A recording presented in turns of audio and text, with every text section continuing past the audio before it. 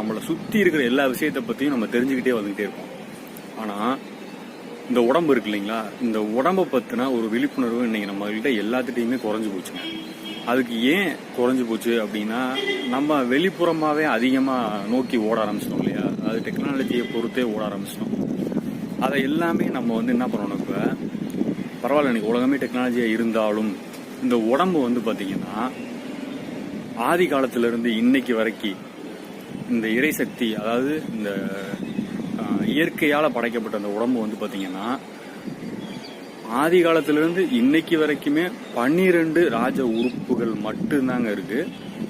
இந்த எலும்புகள், சதைகள், இந்த நரம்புகள், இதுல எதுலையுமே மாற்றம் கிடையாது.